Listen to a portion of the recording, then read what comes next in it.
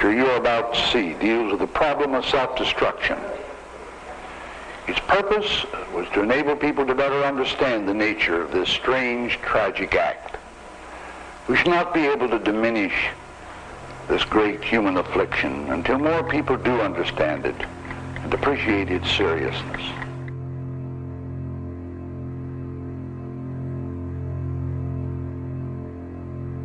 A lot of things about the world these days are very scary.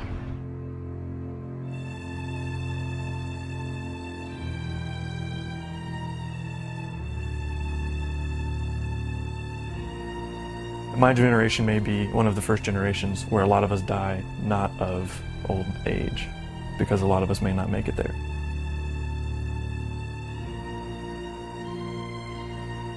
Global warming, it's gonna do this, and our climate's gonna go weird and we're like another ice age or something.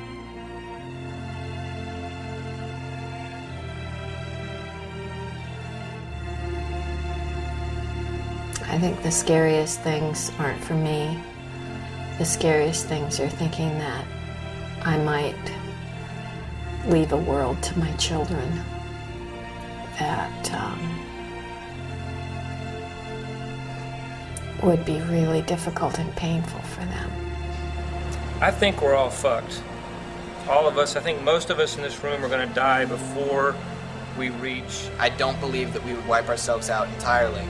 I believe that we could probably fall down. There's got to be a way. There's got to be a way to live through it. You know, once we're able to look at the world without blinders and see the really horrific mess we're making of it. We have got to change our whole idea of the way that the world works. I generally just feel like everything is out of balance. Nothing that I can do will make any impact on the planet. We're living a way that doesn't work. We have to live a way that does work. So it's going to change. You can't change what's happening in Washington. You can't change what's happening over in Iraq.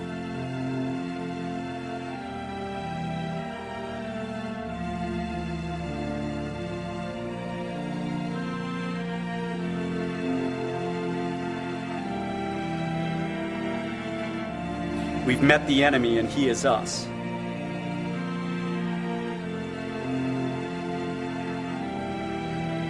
I guess I just tell myself that it's all going to be okay.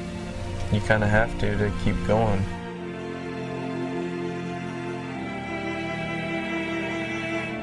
It's not a happy thing to think about.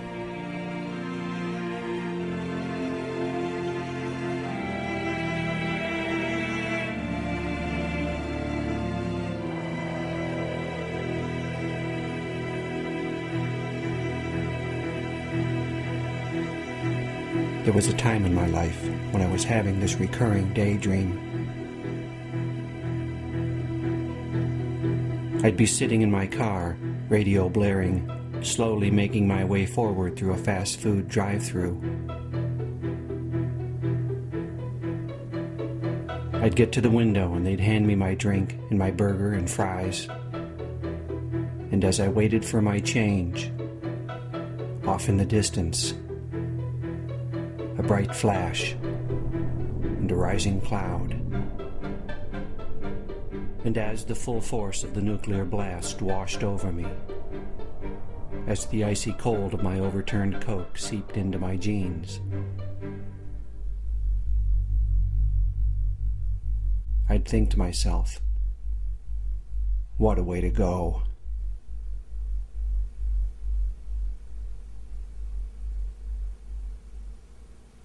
Yeah, I think that we might wipe ourselves off the earth. Definitely. I feel like that's where we're headed. There's an emptiness that other needs, the real desires aren't being met. And we're just scrambling with what our culture offers us. And our culture tells us, we will find love if we buy this lipstick and that makeup and these clothes and this car. I think it would be okay if we gave the earth back to everybody else who is not as destructive. All the rest of the life on earth.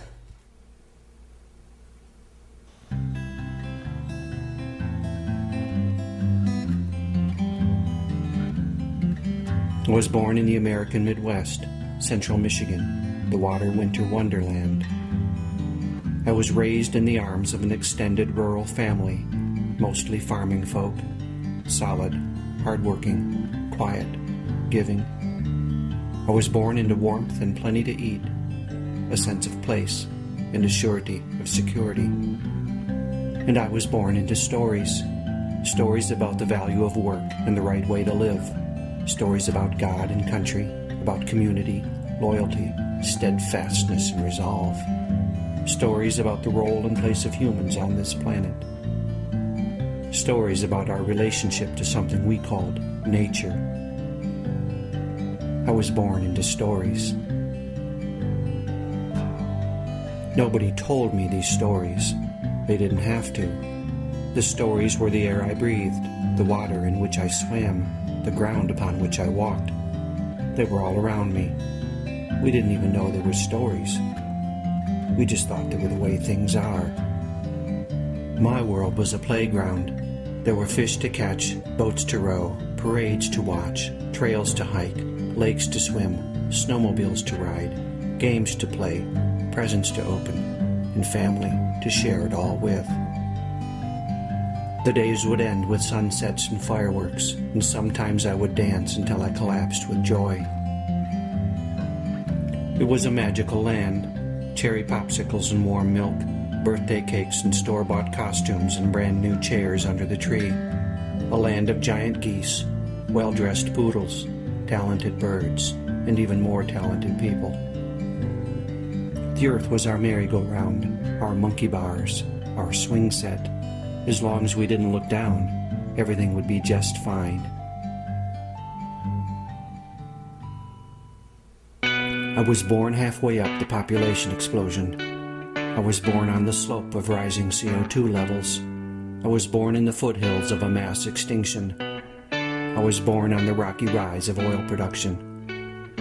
I was born facing forward, looking ever upward, my first step a step upslope, a step into progress, a step into a vast and glorious human future.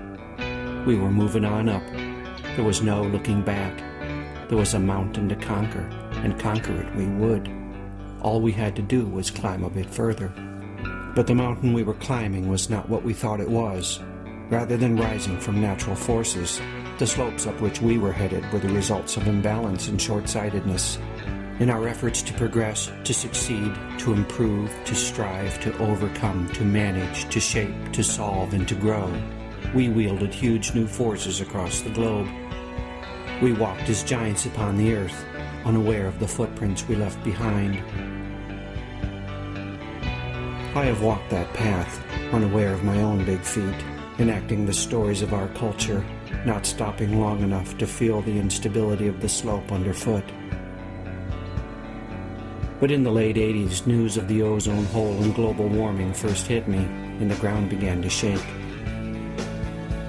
I stopped and looked around me for the first time. I got scared. I got involved. And then the shaking subsided. Or rather, I just got used to it. Life got more complex with the births of my 3 children. And there was climbing still to do, so I continued to climb. But the tremors were still there underfoot. At night I slept, but fitfully, clenched with worries, my dreams assaulted by vague rumblings from the future. In my dreams I would stand at the pinnacle of the present and look out over the surrounding terrain, and it did not look like I had thought it would.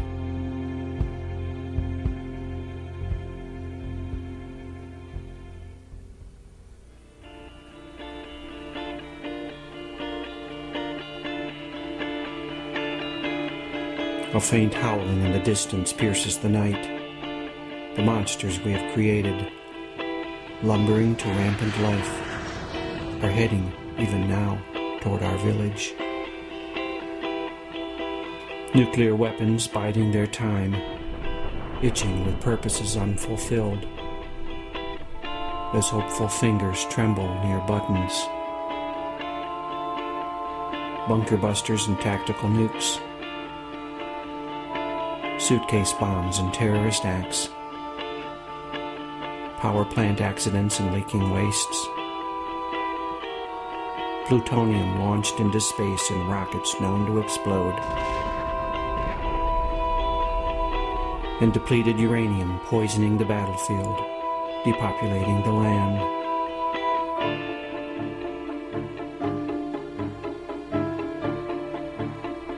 Chemical warheads and biological black magics, sarin and soman and VX and phosgene, anthrax and smallpox and plague, enough to take out entire cities, enough to cover the planet. And they don't care who lets them out, as long as they get to play. Other nasties lurch toward us on their own, old friends, new creations, and recent escapees. Ebola, Marburg, Lassa, and SARS, swine flu, bird flu, HIV, and AIDS. The rebound of tuberculosis, cholera, malaria, and typhus. Prions and mad cows, scrapey sheep, and chronic wasting disease. Cancers that eat away our lungs, our brains, our breast, our testicles, and our ovaries. And new monsters peer over the horizon. Good intentions spliced to blind arrogance and numbing greed. Frankenfoods and Terminator seeds. Herbicide-tolerant and pesticide-laced crops.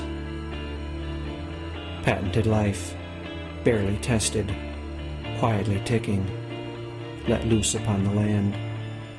As if their creators, having looked at the world, managed to learn nothing at all. The monster's howls grow frenzied. Chemicals in our land, our sky, our rain, our rivers, our food, our bodies, our babies. Rising male infertility rates and Superfund sites and ozone depletion. Rivers dammed and salmon doomed. Topsoil loss and fertilizer runoff. Huge oceanic dead zones and depleted fisheries. And the ghosts of silent whales scraping over the corpses of coral reefs. The monsters advance and forests collapse under their feet, leaving indigenous cultures battered, homeless, soul-sick, or dead. Disrupting water and oxygen cycles and turning soil into deserts as tigers and salmon and tree frogs and falcons stumble down the path toward extinction, their heart-rending voices lost in the chatter of chainsaws and the coughing insults of bulldozers. And all the while the climate is changing. Angry summers, insistent floods, belligerent blizzards, grudging droughts and pissed-off hurricanes. With poles warming and ice shelves calving, permafrost slumping and glaciers receding, sea levels rising and big cities sinking.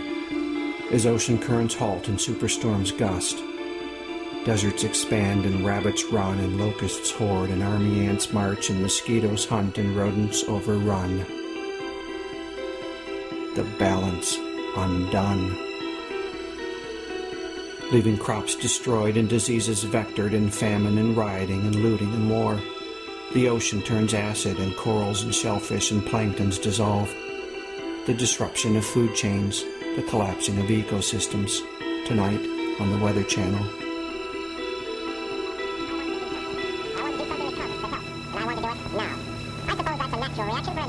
Watch it now while you can, because oil is peaking with no clear replacements.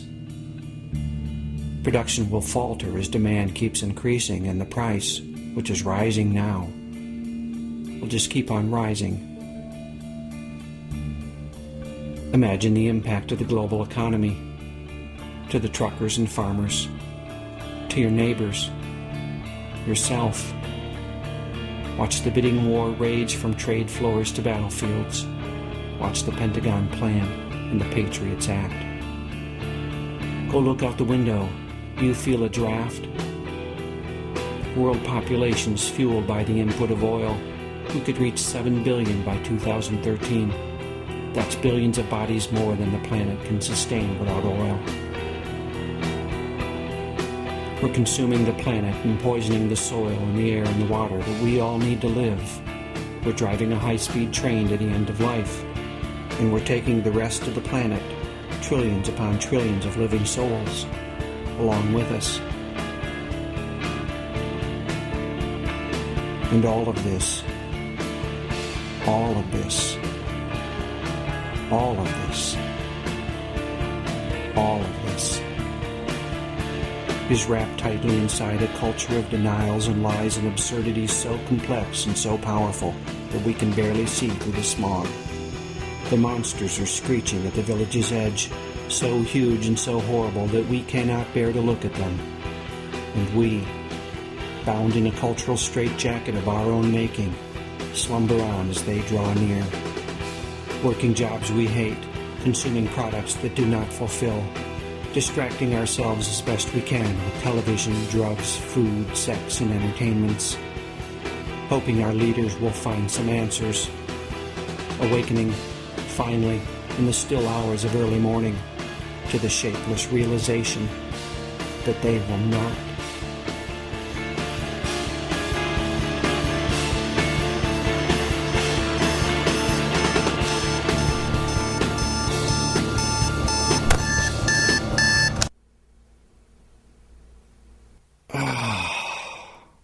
What a nightmare. Well, Johnny, you're in a pretty serious situation. But we believe, your mother and Mr. Benton and I, that you can make good without being sent away.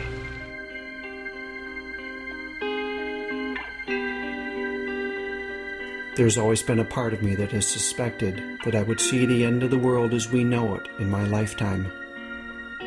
It seemed built into the situation, a certainty of population dynamics, the inevitable end to Mr. Malthus' musings.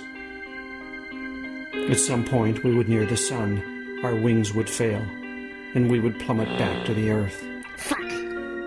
New voices spoke of possible futures. Hey, can I have some of those purple berries? Crosby, Stills, and Nash sailed the wooden ships.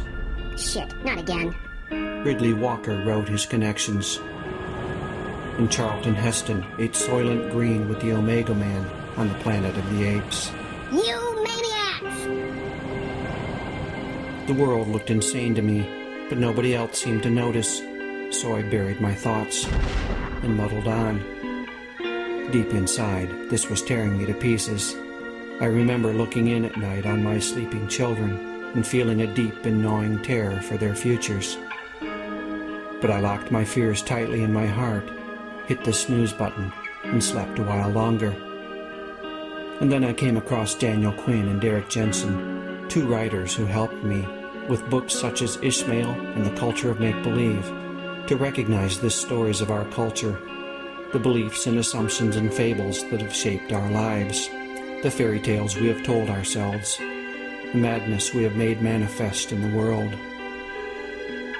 Quinn speaks of the Nazi regime, of Adolf Hitler and the story he told the German people, a story about the lost destiny of the Aryan race, a story of oppression and defilement, a story of victory and vengeance and greatness regained.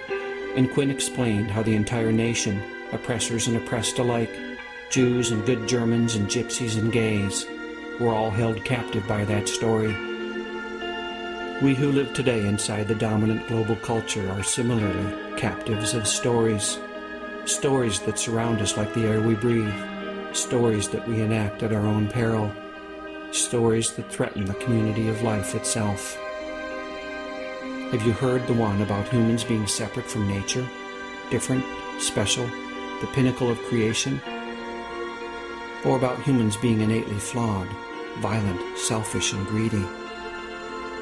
How about the one that says that the world was made for human beings to manage, control, and exploit as a resource, and that the world has no value beyond its utility? Or the story about there being only one right way to live, and one right way to understand and view the world? Or about how unlimited growth, competition, and production are all unquestionably good? Or the story that tells us that we can have and do anything we think we want, because there are no limits. There were people in the world looking squarely at our cultural stories and at the global predicament and seeing what I saw. Our culture, in its present configuration, could not last.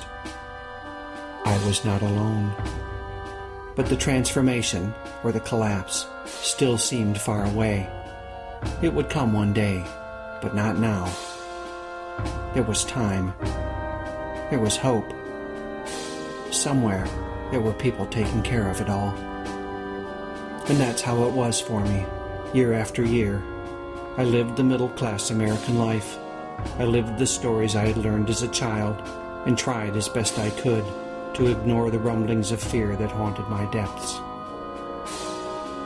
And then I started to work on this documentary.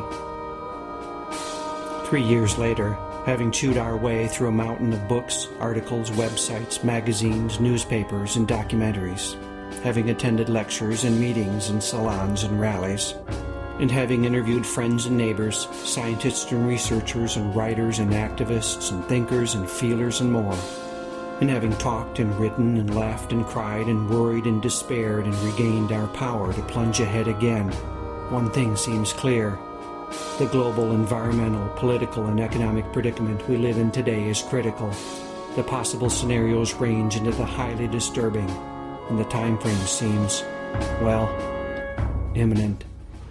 It's as though we've awakened to find ourselves on a runaway train, hurtling wildly down the tracks, held in place by powerful cultural stories and fueled by our desperate consumption of the very heart, blood, bones, and flesh of this planet.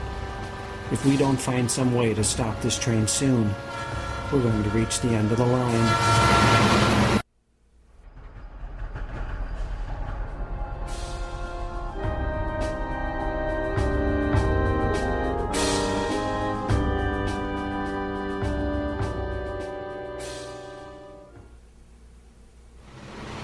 So what do you see when you wake up on the train? I can tell you what I saw. I saw the ground beneath the pavement, the man behind the curtain, the monster under the bed, the real below the rails. The culture of empire works every moment of every day to distract my attention, like a magician using sleight of hand. What happens when I look where the conjurer does not want me to look? I see the trick. I see the reality behind the illusion. I see, if I look long enough, that the empire has no clothes. Ride with me a while. Look more closely at the train and the tracks and the terrain through which we're speeding. If we are to respond effectively, we'll need a clear understanding of the whole of the situation. For me, 4 aspects of our predicament stand out: peak oil, climate change, mass extinction, and population overshoot. In the fall of 2005, Sally Erickson and I circled the country by train, meeting with people to talk about these issues and many others. At some point, you reach the place where you can't get it out any faster. So when you get to that point, you've reached the peak. Then we start downhill. And once we start downhill, that's when economic collapse will occur. That's my friend Tom talking about oil, peak oil, and economic collapse. At first, I didn't get it, so I started reading. And on our trip, I met with some people who knew more about the situation. Over the last 150 years, we've created a society that runs on oil. And it's inevitable that we would have done so, because it's just such incredibly inexpensive, convenient, energy-dense stuff. I spoke with Richard Heinberg, a core faculty member of New College of California and author of 3 books on peak oil. The problem, of course, is that oil is a non-renewable resource. So even when we first started using the stuff, we knew that eventually we'd run out. I met with the journalist Paul Roberts, who wrote a book about oil depletion in 2004. At some point, since oil is a finite resource, you can't keep raising production. Usually this is about the halfway point. When you've depleted half of the resource, it becomes harder and harder to raise production. It doesn't mean you run out, and a great deal of oil is still coming out of the ground. If we were to peak tomorrow, we'd still have 82.5 million barrels coming out of the ground every day, but it would be really hard to get 83.5 million barrels. Gerald Cecil, a professor of astrophysics at the University of North Carolina at Chapel Hill, has been so taken by the oil situation that he's now writing a book about it. The rate with which oil has been coming out of the ground has stagnated. It's stagnated at 84 million barrels of oil a day, which sounds like an incredible number, but that's what we use to power ourselves at today's rate of use. And as the world population continues to grow, and as prosperity presumably continues to grow and people power up in their energy use, we get to a situation where there isn't any excess capacity to keep that powering going. And at some point, you end up with a flat supply and a growing demand, and you have serious problems. And that's the nature of peak oil. Are we at or near the peak of oil extraction? There are many signs that we are. Discoveries of new oil peaked right around 1963-64. That was a long time ago. So we're not talking about a couple of years of bad luck in exploration. This is a long-established trend. We've been discovering less oil with every passing year. It's at the point now where we're extracting and using about 4 or 5 barrels of oil for every one that we discover.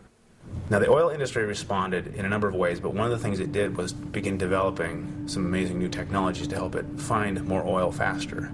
And despite this huge investment in technology and these great leaps forward, the rates of discovery are still declining. Country after country is reaching its own national all-time oil production peak and going into decline. The U.S. was one of the first to do it back in 1970, and now something like 30 or 33 countries are past their peak. And so it's inevitable that within the very next few years we'll see the global peak in oil production. Nobody's ready for that. Not ready for what exactly? What will the end of cheap oil mean for the world? I went to speak with the writer and activist Jerry Mander. I'd let myself believe that the real problems were decades away. Turns out they're probably right around the corner. All the structures that now exist, our urban formations, our transportation systems, our means of getting food, globalization as an economic model, capitalism as an economic model, which depends upon constant expansion and growth and ever more resources. It cannot possibly continue to exist because they're all based on the root base of all of it is the existence of cheap energy. In order to avoid a deflationary depression, we have to have continual growth in the money supply, which has to be based on continual growth in economic activity, which must be based on the continual growth in available energy and raw materials. We've built an economy based on the idea that it has to grow every year or else collapse. So soon the economy won't be able to grow, and all signs are that we may be facing a kind of global economic collapse because of peak oil. It seems that if our economy is poised for meltdown, our agricultural system is doubly so. I spoke with local sustainable designer Harvey Harmon and with writer Richard Manning about what he calls the oil we eat. The average piece of food in your supermarket has traveled 3,000 miles or more to get there.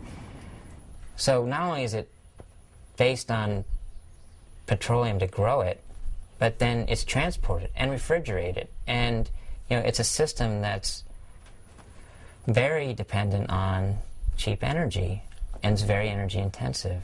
If we take a look at about 1940 and an American farmer, that farmer was using roughly a calorie of fossil fuel to make a calorie of food. Today, that same farmer uses something like 10 calories of fossil fuel to make a calorie of food. That means that petrochemicals, fossil fuel, have become embedded in our food supply.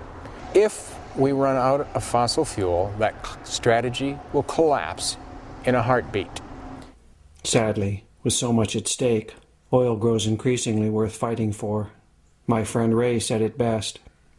Prices will naturally begin to rise, and people will probably fight over it more, and the U.S. will almost certainly, with whatever means are necessary, make sure that we get everything we need, and so that will probably make for an unhappy rest of the planet. it's a permanent state of affairs. You know, the fuel crisis will be over in a couple of 100 million years when everything is settled down and there's a lot more having been made from all of us. Having, you know, been squished back under. It takes a long time.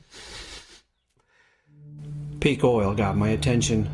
The ramifications are enormous. And if the oil situation is bleak, some say that the natural gas situation is even worse. As writer and professor Otis Graham said, "We've had 300 or 400 years of fossil fuel. It's coming to an end. Is that an historic turning point? It's breathtaking." Even more breathtaking is what happens when we burn this stuff. Scientists used to talk about climate change in terms of centuries. Now they're talking about decades. Now they're talking about next year. Now they're talking about now. My friends and neighbors are talking about it too.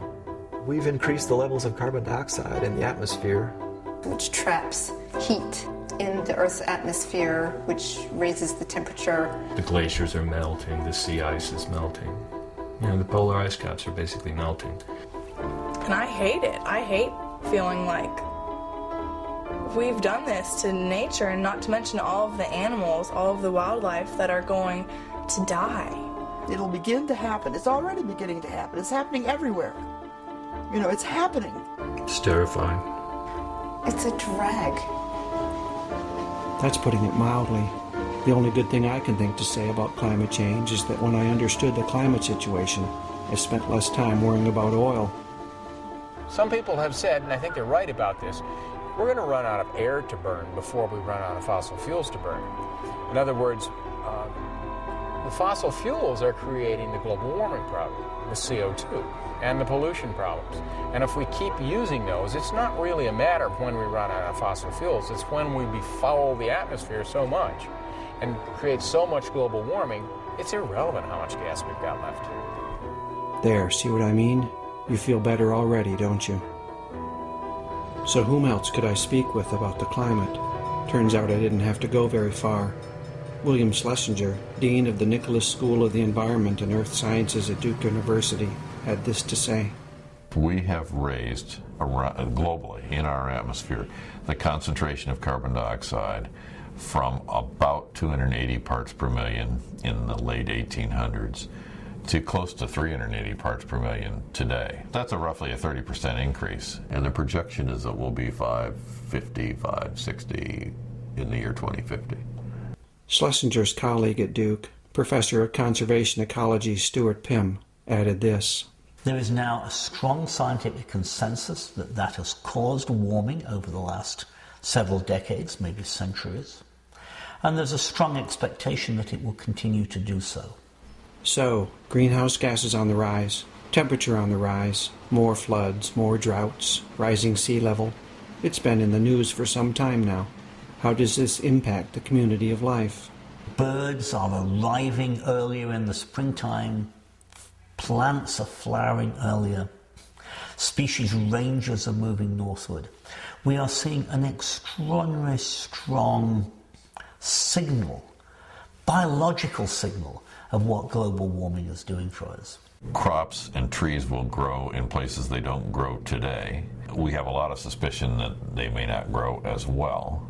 And we're beginning to see extinctions of species that have literally no place else to go as the climate gets warmer. There's one impact I found particularly sobering. The carbon in the atmosphere goes into the ocean. It gets absorbed in the ocean as, I want to say, carbonic acid. Changes in the atmosphere, for example, of carbon dioxide can be buffered by absorption of the carbon dioxide into the oceans, that as you do that, you do change the acidity of the oceans. And we are finding that there's a measurable change in the acidity of the oceans. And that is making it harder for the plankton to form their shells. And if there's a plankton die-off, that's the bottom of the food chain. Plankton, as well as corals, are threatened not only by rising acidity, but by rising temperatures. Phytoplankton levels have declined by as much as a third in some northern oceans, and this has resulted in significant impacts to fish and krill and bird populations. But the reported dangers go far beyond a breaking of food chains, which is bad enough. Phytoplanktons produce half of the oxygen we breathe. Half. And they are a major carbon sink.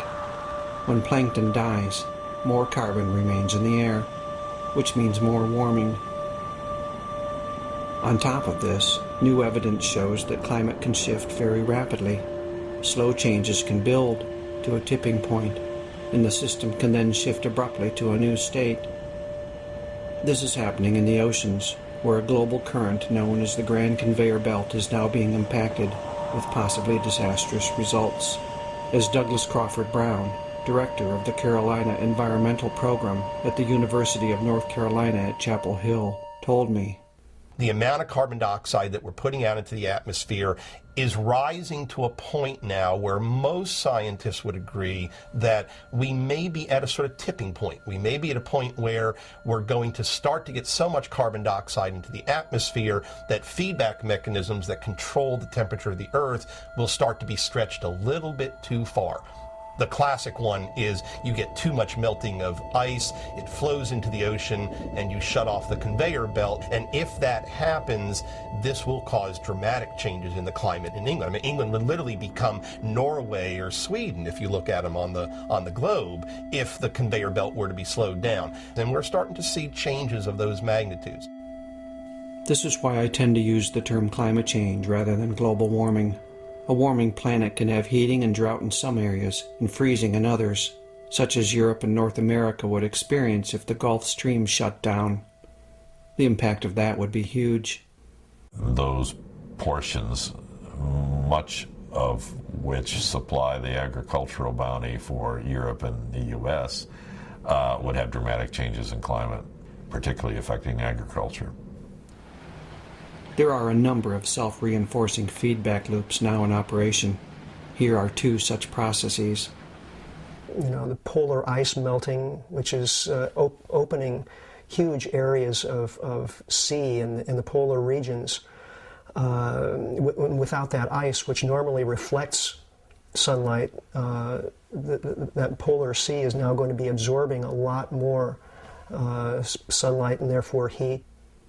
We have a lot of carbon stored in the permafrost, and those permafrosts are starting to defrost, and when they defrost, that carbon dioxide, that carbon is going to be oxidized to carbon dioxide or brought out as methane and so on, and that will be a dramatic increase in greenhouse gases. This may get out of hand, and we'll suddenly be looking at a very rapid warming of the planet.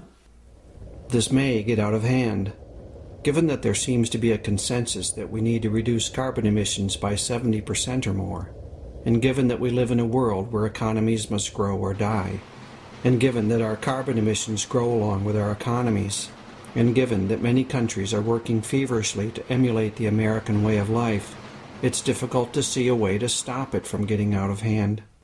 I've yet to see a proposed solution that even comes close to realistically addressing the situation.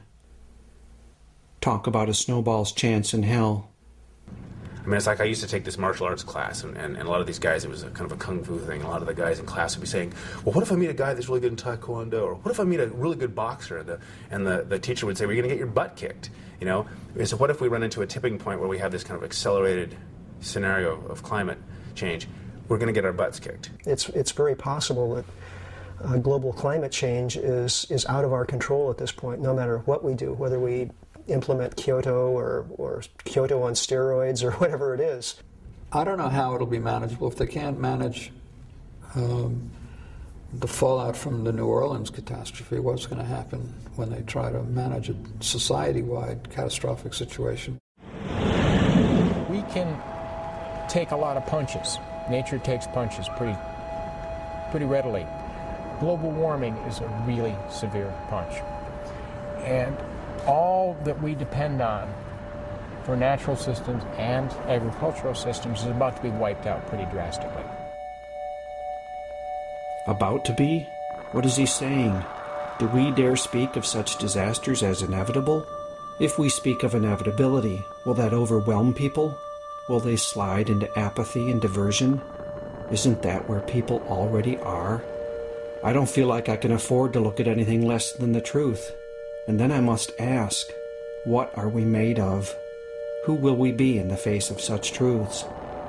If we don't look at these things, one thing seems certain. Generations to come are not going to be very happy with us for refusing to get serious about these hugely important issues. What really gets me is it's not just our human descendants. Millions of species and more are now threatened by our behavior. And for many of them, there will be no generations to come. We're killing off all the life forms that give us life. We have black holes in the ocean. There are no fish in places in the ocean. What's happened to the fish? What's happened? That's my friend Barbara, who spent her life as a teacher and activist, working for the life of this planet. The thing is, we know what's happened. My son Jack knows. He's known since he was a kid. I mean, everybody knows the problems, the deforestation, the pollution of rivers, the garbage, overpopulation, all of these things. The planet isn't built for us to do that. It's not built in such a way that it can take that. I mean, we have to live on the planet. So if we're going to destroy where we're living, then that's going to be a problem. Destroy where you're living. A problem? What are the analysts and scientists saying? Geologists mark geological time by catastrophe. When did the comet hit and wipe out all those species? When did the fossil record change? So what was there yesterday was not there the next day. And we're in one of those periods right now, but it's human-caused. And we're seeing an order of extinctions now that ranks with the great catastrophes on the planet. Currently, we are driving species to extinction probably 1,000 times faster than they should be. We will lose somewhere between a quarter, maybe as many as a half, of all the species on Earth within the next century. I think what he's saying is, that would be bad. When I spoke with Daniel Quinn, he seemed to agree. If this goes on, and on, and on, and on, there's going to come a point when the system is going to collapse. What is it that's going on and on? Nothing less than the people of empire devouring the world, as my friend Kevin put it. Humans are taking over the whole planet, and everything else is being crowded out. Crowded out, felled and milled, caught, cleaned, and canned. The numbers show that the culture of civilization is eating itself out of house and home. On land, we consume 40% of what's known as the primary productivity of the planet. If you look at how much green stuff the planet produces every year, we use about 2/5 of that. We consume it, our domestic animals consume it, and we use wood and fibers like cotton. I drive through the country and see it. Forests are now fields and parking lots and box stores. We grow crops and livestock and billboards and cell phone towers, bulldozing and bush hogging our way around the globe. And it's a destruction of the places where species live that's the principal cause of species becoming extinct. It's the same story in the oceans. Many people think that the oceans are vast and untouched. And in actual fact, we take about 1/3 of the production from the oceans, too. Our fish stocks all over the coast of the United States and certainly around the world are getting perilously close to collapsing. Most of the desirable large predatory fish, snapper, swordfish, and the like, have been reduced down to 10% of their previous population. Down to 10%? Maybe that's why we're now eating tilapia instead of cod. The cod is almost gone.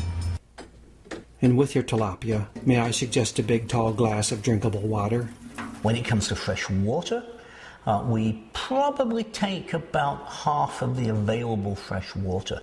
Part of the way we've fed the planet over the last 30 years as we've doubled population is to use a whole lot of water. Our agriculture is now the leading user of water in the world and in this nation as well. Our watersheds in the United States have been so highly developed that even small changes in the amount of water that falls are beginning to cause large implications for society's availability of water. Multiplying the impact of consumption and habitat destruction is the fact that, with fuels, with pesticides and herbicides and industrial chemicals, with noise and with electromagnetic waves and with human activity and with structures of control and domination, empire is literally and metaphorically poisoning every square inch of the planet. Yes, life will recover from what we are doing to the planet, but don't hold your breath. It's going to take millions of years. It's going to take an incredible number of human generations. Trillions of people will live in a biologically impoverished world if we don't stop our human impacts now. I spoke with Daniel Quinn about this mass extinction. He gave me a metaphor that has haunted me since. We are like people who live in a very tall building, brick building. We live on the top floor, and every day we go down to the lower floors, and at random we knock bricks out and take them upstairs to the top and build higher. Every day, downstairs, 200 bricks, take them upstairs. And the building is perfectly stable.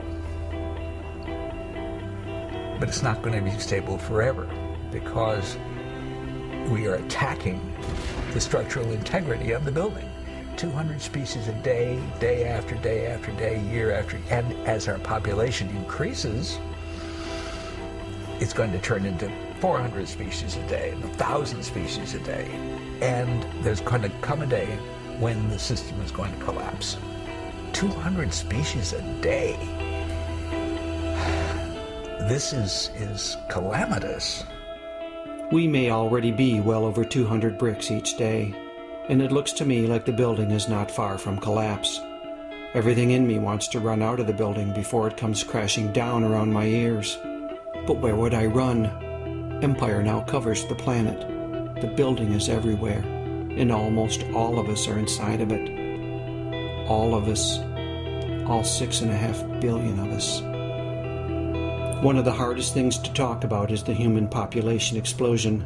The friends and neighbors I spoke with all seem to agree that the enormous increase in human population would soon have to be reckoned with. We're approaching full tilt, I think, in terms of what the planet can sustain. Any species that has outgrown its environment is pressed for resources. Is it just all going to end, and is that going to be the solution? You know, are we going to become extinct like the dinosaurs? Equilibrium will be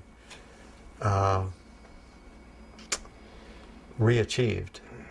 Unfortunately, nature is a harsh taskmaster. Because we're so intelligent, because we're such a different class of animal with such a big brain, we have the ability to understand and foresee and prepare and stuff for these things. It doesn't mean we will. How will we face into the issue of human population? I went to speak with William Catton, a professor of sociology and human ecology at Washington State University, now retired, and author of an amazing book on ecology and human population called Overshoot. According to Catton's assessment of the carrying capacity of the planet, I think the way we're living now, the world was overpopulated already by the time of our Civil War. The population at the time of the U.S. Civil War was just over 1 billion, so we've now overshot that number by more than 5 billion, as Catton told me. It is possible to exceed carrying capacity, but only temporarily. If you exceed carrying capacity, you then damage the environment upon which you're depending. Looking closely, I've come to see that population numbers for humans, in and of themselves, are only part of the story. As Catton points out, it's the damage those numbers do that counts, and that damage is intimately connected to our way of life. The Earth supports as great a collective mass of ants as it does people. It can do so because ants aren't building 6,000 square foot homes, driving 2 hours to their jobs, buying plasma TV sets, and killing each other with depleted uranium munitions. We in the developed world have 32 times the footprint on the planet, on the resources depletion. 32 times the person in India. Well, I think we all know that, though the figure is stunning. And it ought to make us really think and start to talk with each other about this. You talk about how many energy slaves per capita do we have. In this country, we've got something like 70 times as many energy slaves per capita as people in Bangladesh. Instead of thinking of that Bangladesh as the overpopulated country, if you multiply each of us by 70, take that 290 million or whatever number of us there are now, multiply it by 70, wow, we are an overpopulated country. In those terms, the U.S. is a nation of 21 billion people, and my own 3 children add 210 to that number. To speak of population, then, as the root cause of our problem makes little sense to me. It conjures images of crowded third-world cities and teeming masses of human flesh, while the global impacts of rich first-world lifestyles go unexamined. Big feet, more and more feet, and more feet getting bigger and bigger. And if these feet just keep on walking, one of these days they're going to walk right into oblivion. It cannot be sustained for much longer. There are any number of catastrophic forces that could lower our numbers as oil depletion, climate change, and environmental collapses play out. One thing large populations are especially prone to is disease. Microbes are going to have a lot more to do with it than humans have to do with it in the end. In nature, and we're still governed by natural rules, we don't like to think we're not, well, we are. And when you put together the kind of biomass that humans represent on this planet, we're an asset to somebody. We're a resource.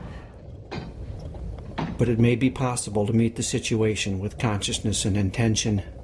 Once we get to the peak human population, wherever that is, I hope it is 8.5 billion rather than 12 billion, but it's going to be high.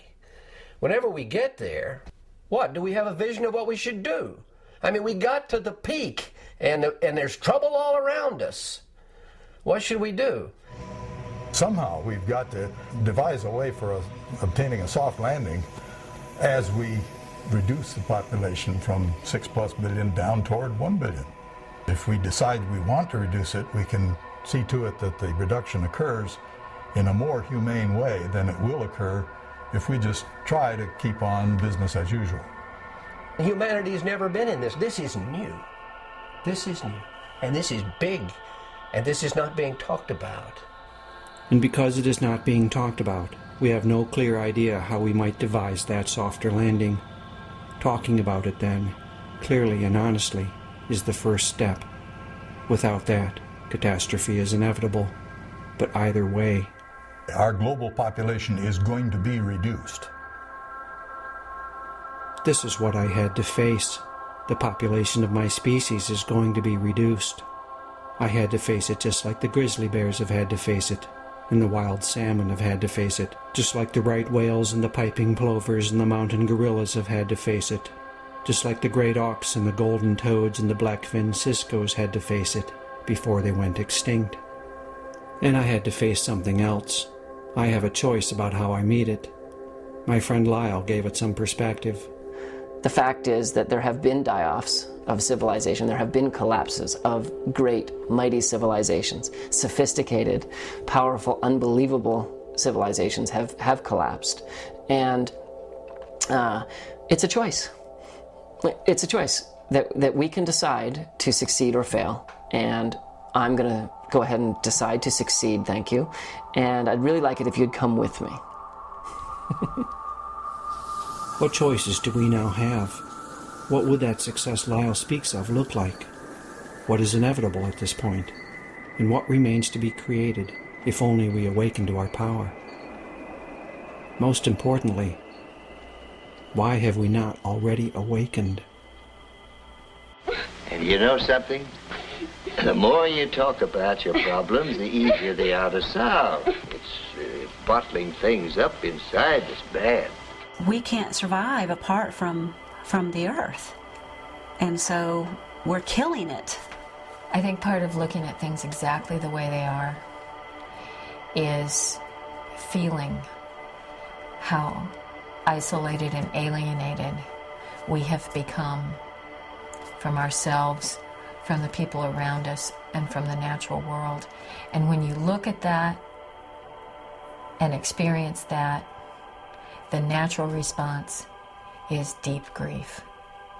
Deep grief at the loss of connection.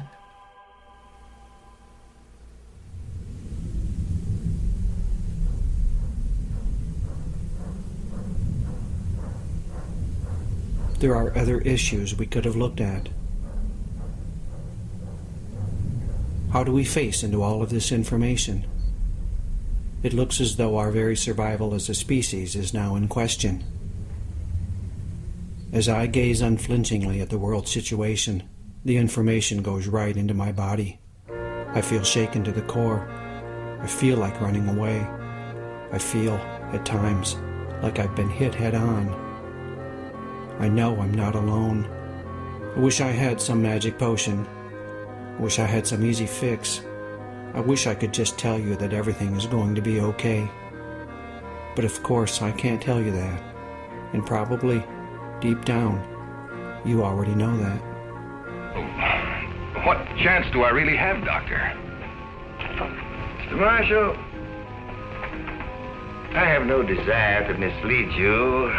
I'm sure you realize that recovery is not a sure thing.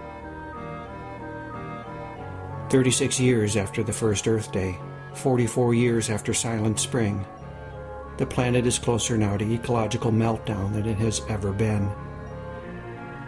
If what we want is to stop the destruction of the life of this planet, then what we have been doing has not been working. We will have to do something else. When we stay focused on the question, what do? We don't ask the more basic questions about how did we get here? And if we don't ask those questions, I don't think we've got much chance of affecting the kind of radical change that we're going to have to affect if we're going to make it. Well, I appreciate your being so frank with me, Dr. Swanson. I guess I don't have to tell you how I feel. From my experience, talking about how we feel is exactly what we need to be doing, and we'll also need to question some assumptions. One assumption I question is the one that tells us that since scientists can help us understand the situation, they are automatically equipped to tell us how to solve it. But there are forces at work in the world that cannot be understood through a microscope. What are the forces that brought us to this point? And what are the forces that keep us stuck here? I went to speak with the people who are trying to answer these questions. I realized that I would have to step outside of the culture so that I could see it from a new perspective. Deep inside the tangle of problems that threatens the entire world, there rages a boundless blaze of cultural fire, the locomotive power for the cultural train we're all now riding. An engine not of steam or diesel, but of story and myth, habit and belief. An engine racing out of control. It's time to look more closely at the culture of empire. So how did we get into this mess? Wow. That's a cosmic question. Many analysts think it started about 10,000 years ago, when humans began to engage in a new and fundamentally unsustainable style of food production. What we invented was something that I call totalitarian agriculture, which is predicated on the notion that it all belongs to us. We can kill off anything we don't want on the land, put a fence around the land, we can grow the food we want on the land, and nobody else can touch it. That slippery slope that we're on right now, we started walking on that 10,000 years ago. And it is because of an inherent problem in agriculture. Agriculture really depends on disturbance. There's no way you can do agriculture without doing that catastrophic damage. So it makes agriculture fundamentally unsustainable. The surplus from this new way of getting food had immediate effects. It has fueled this tremendous population growth of ours.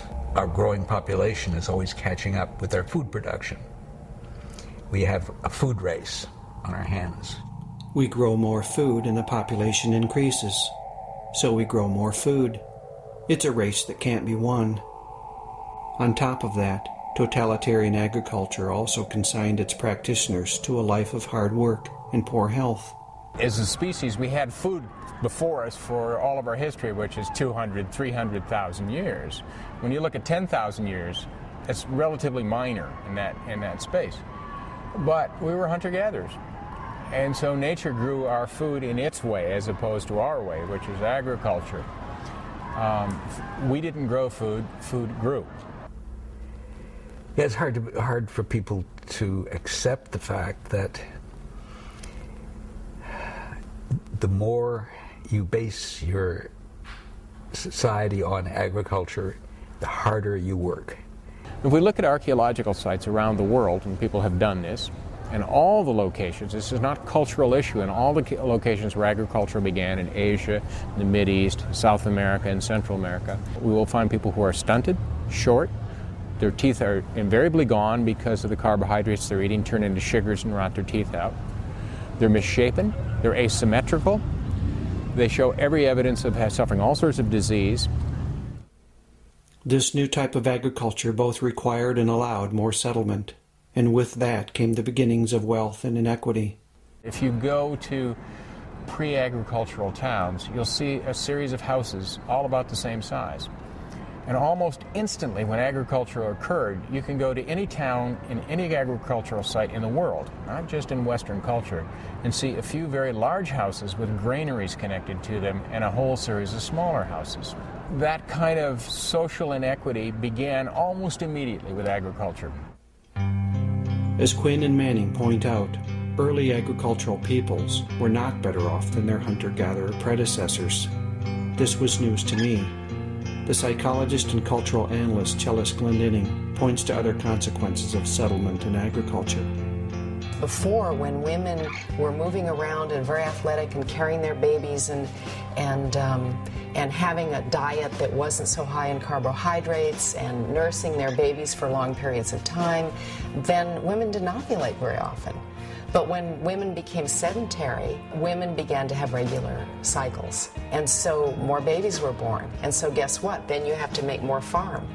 And then you have to expand the area that's fenced off.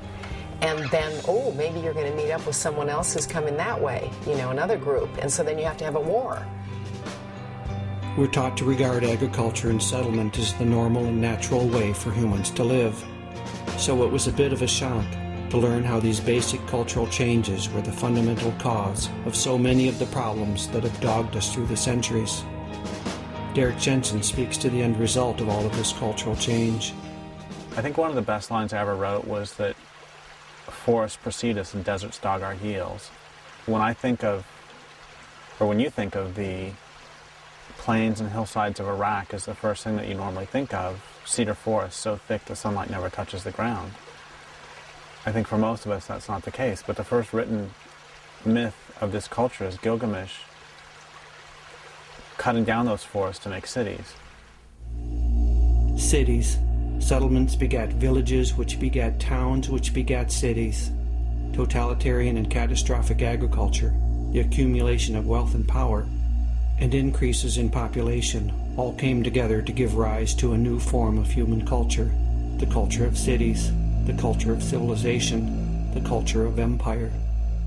I realized as I was writing the newest book, Endgame, that I'd been bashing civilization for probably 10 years now, and I'd never defined it. I didn't know what I was talking about. And so I define it in that book as a way of life characterized by the growth of cities. I've defined a city as a collection of people living in numbers large enough to require the importation of resources. A city could be defined almost as a human ecosystem that grossly exceeds the carrying capacity of its local environment. As Jensen and Catton point out, because cities exceed the carrying capacity of their local environment, and because they require the importation of resources, then those who live in cities are locked into the inevitability of getting those resources from somewhere else, from somebody else, by whatever means is necessary. Often that means is trade, but trade requires transport, and transport requires energy, and energy has to come from somewhere, and it eventually runs out. And trade requires willing partners, but people do not always want to trade. When trade breaks down, and you need those resources, what remains is war. We now need oil to keep our cities going. Watch the bidding war rage from trade floors to battlefields. Watch the Pentagon Plan and the Patriots Act. Let's stop for a second and regroup. I told you I've had to challenge some assumptions. We've been doing agriculture and expanding and growing and building cities and accumulating material wealth for so long now that it just feels like this is how things are supposed to be. But how can a way of life that is destroying its own support systems be considered how things are supposed to be? They did eat every herb of the land, and all the fruit of the trees, and there remained not any green thing. Let's move on. Once our native human intelligence and creativity was combined with the defining impulses of empire, things began to snowball. We kept using more and more sophisticated technology so we could put off the inevitable, which is we've got physical limits. Using the power of technology, we could break through the limits and laws and rules that kept the community of life in balance for millions of years. Temporarily. Rules. All the time rules. I'm sick of them. Excuse me for interrupting, boys and girls, but maybe you would like to find out just what it would be like if there were no rules. But how could we do that? By going someplace where there are no rules. There's no such place. But maybe there is a way we could go to a place without rules. How? By using our imagination. Now let's all pretend real hard. And pretend we did. Thinking we had no limits, our power to control went right to our heads. As historian and geologian Thomas Berry put it, we in America are fantastically absorbed in the fact that we are controlled, in a sense, of the destinies of the universe. So, and whatever we do is what needs to be done. What I say goes, see? I'm the law around here.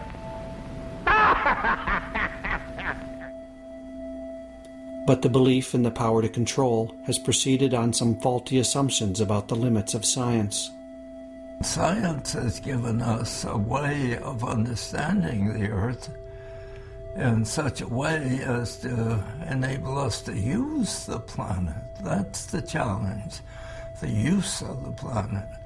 And that's the fatal aspect of science, is that science gives us the power, but it doesn't explain how to use the power. I've been confused about technology. I've heard all my life that technologies themselves are neutral, that it all depends on how we use them, that they can be used for good or ill, depending on the wisdom and intelligence of the user. But, as Jerry Mander explains, that's completely wrong. You can do an analysis of every technology and find its beneficial aspects and its negative aspects.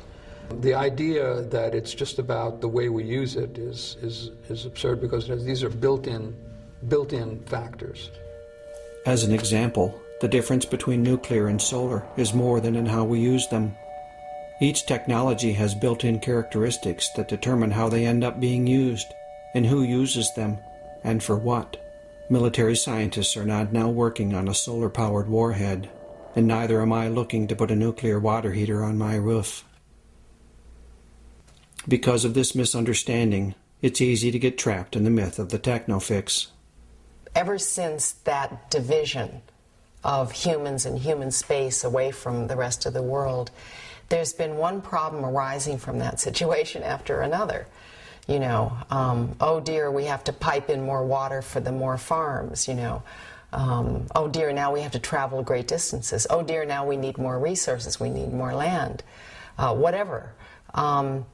It's been one technological fix after another. And then as soon as you try to answer something with some kind of a technological fix that doesn't really go to the root of the problem, then there's going to be new problems. And then it just rolls along, you know. And so now, I mean, you look at the state of the world now, and half the people in the world are living in urban areas.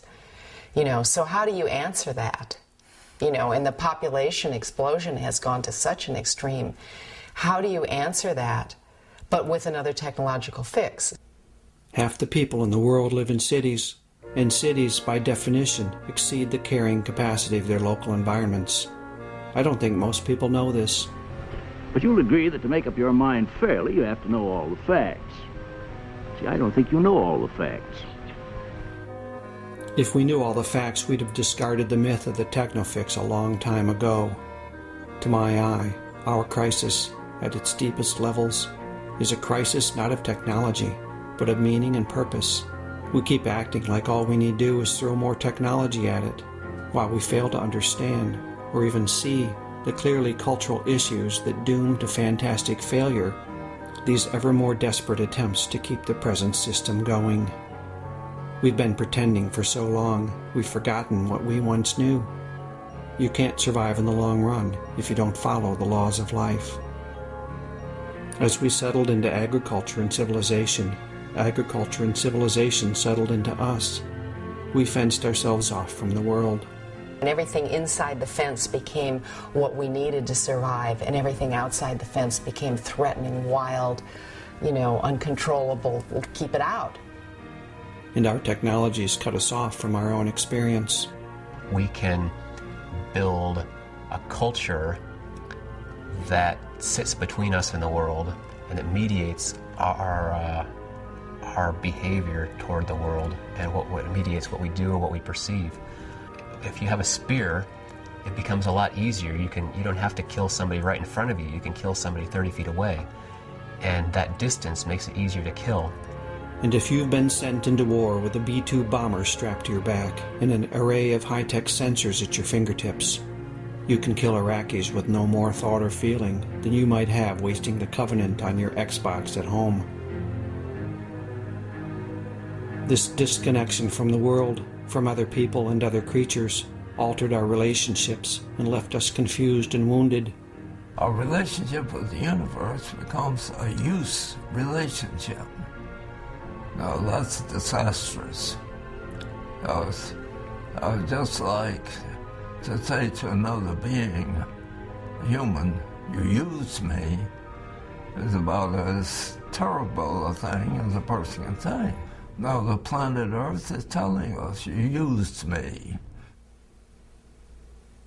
At what point do we stop and listen? And if we stop and listen, what will we be able to hear? Disconnection has stopped our ears. The planet's voice barely registers. Our minds are clogged with stories. Central to my understanding of the world is this: all cultures are based on stories. The culture of civilization and empire comes with its own unique set of beliefs and impulses. Listen to some of the stories that have brought us to our present predicament. There's never quite enough. We're innately flawed. It's heresy today to say, let's stop growing. Hard work is morally virtuous. More is better. The physical world, as I see it, is everything. We can solve any problem. I mean, they actually say that the way to be happy is to own more stuff. We are to subdue the earth and have dominion over it. We own. We own the planet. We own everything here. We own these resources. Humans have rights, and nothing else have rights. There are many times in which people just don't want to be told that such and such a place is off limits to them. Living with stories like this, is it any wonder we're devouring the planet? In some ways, we're in a culture of 2-year-olds where we just won't look at the limits. Dominion over the earth in Genesis didn't mean to leave this pillaged and smoking. Daniel Quinn has named some of the basic stories of empire. The ambient voice of our culture tells us that this is the best that humans could ever hope for. What we've got right now and where we're going is just unsurpassable. Ergo, any alternative has got to be worse. There were other civilizations besides ours. They did not think that they had the one right way to live and that everyone in the world should be made to live that way. We are taught to think that we are humanity. If there are other people out there that were different from us, well, they're degenerates or they're just not as far advanced as we are. We came along and began doing things and building civilization. And this is the way humans were meant to live from the beginning, which is one reason why we can't give it up. Here, perhaps, is the most dangerous story of them all. We are superior to all other creatures, and our lives are independent of theirs. Through his intellect, man has developed a superiority over every other form of animal life. With the stories of empire in place, civilization was ready to spread around the planet. Rand Prier explains the core idea of the parable of the tribes, which reveals how the culture of empire prevailed in a process of cultural evolution that selects for power. Imagine there's a bunch of tribes that are living together peacefully, and one of the tribes, for some reason, instead of living in balance and peace, they decide they're going to go make a bunch of weapons and conquer the next tribe and turn them into slaves. The next tribe has three choices. If they run away, the paradigm of the violent tribe expands into their territory. If they submit into slavery, the paradigm of the violent tribe expands their territory. If they build weapons to fight back, the paradigm of the violent tribe expands their territory. And that just goes on until the whole world is made up of people who make weapons and fight and enslave other people. After 10,000 years of this, we've forgotten who we are. How could 3 million years of human life be meaningless? The way people were living at that time, during that vast period, they were living in a way in which humans could live for millions of years, tens of millions of years. And that's something. Man, now we're saying, how many decades can we have? And if we go on living this way, it's not many. It strikes me as critical that we remember who we really are. We have these huge brains and a great capacity for innovation and adaptation, but we can get trapped inside of stories and fantasies that block us from our own greatness. Well, human beings can act either as members of climax ecosystems where we integrate ourselves into everything else that's going on, or we can act as invasive species like the cane toad. The classic example of human beings acting as an invasive species, of course, is Europeans over the last 500 years or so. It doesn't have to be this way. Not all human cultures have followed this path. When I look closely, what I see is that human capacities and characteristics have always been mediated by the larger society. Always. One person I spoke with who discussed our present predicament in terms of inherent human characteristics was Richard Manning. To survive in our hunter-gatherer days, very narrow field of vision. You had to be concerned with what was happening around you in the immediate 100 yards. You had to be worried about what was going to happen in the next 10 seconds, or 5 minutes. Where was that tiger going to come from? It was going to bite your neck and kill you. And so our strongest instincts are geared to the immediate. Our adrenaline doesn't start to flow when we read about global warming. It starts to flow when somebody put a fist in our face. And yet the Haudenosaunee evolved a culture that balanced those strong instincts. They make decisions based on their impact on the 7th generation. Contrast that with the culture of empire. What we've never been able to do is recognize a limit coming from 30 or 40 years out and behave accordingly. And so we haven't seen climate change coming, and most people don't see oil depletion coming. And there are other forces in the universe that play out over the long term. Exponential growth and population dynamics can both unfold over generations, making them, for humans blinded by their own culture, difficult to see. William Catton explains another long-term process. C. Wright Mills of Columbia University, kind of a maverick, gave a nice sociological definition of fate. Fate is what happens when innumerable people make innumerable small decisions about other matters that have a collective cumulative effect that nobody intended. Okay, that's what's happened when we overpopulated the world. Nobody intended to overpopulate the world.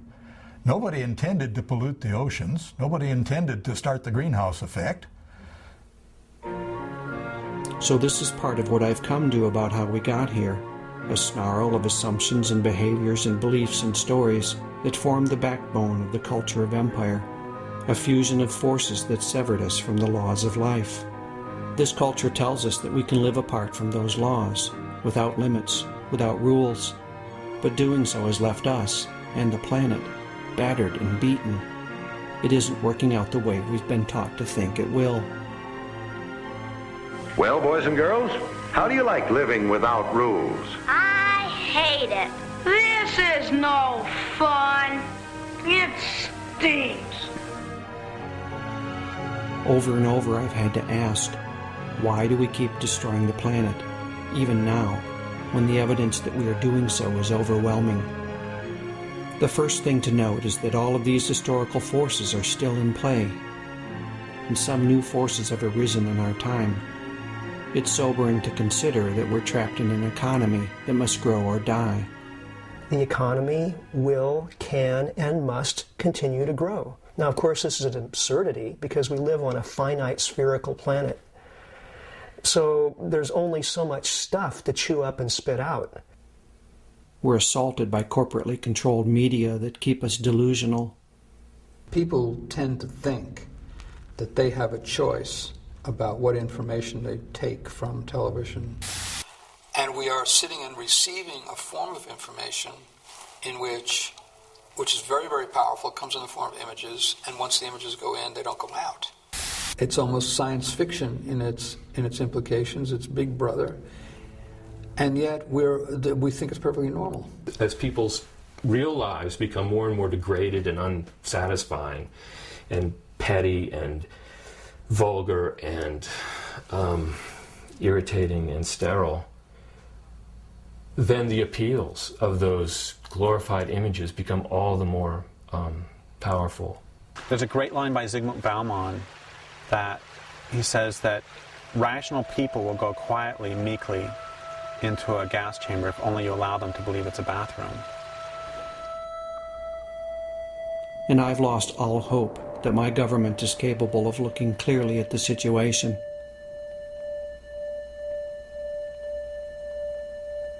Sadly, it looks as though much of our educational system leaves us totally unprepared to question the dominant culture. It numbs our critical thinking skills instead of developing them. And it goes along with technical, industrialized society because you need to turn people into interchangeable machine parts where you can pull one person out and stick another person in the same spot. These children are being taught to accept uncritically whatever they're told. Questions are not encouraged. I've certainly never been encouraged to question how our culture creates disconnection. Every one of us is living in this little comfortable bubble that's completely disconnected from the real world of animals and plants and soil and water and natural forces that produces everything that's of any meaning whatsoever on this planet. If your experience is that your food comes from the grocery store and that your water comes from a tap, you will defend to the death the system that brings those to you because your life depends on it. If your experience is that your water comes from a stream and that your food comes from a land base, you will defend to the death that stream and that land base because your life depends on it.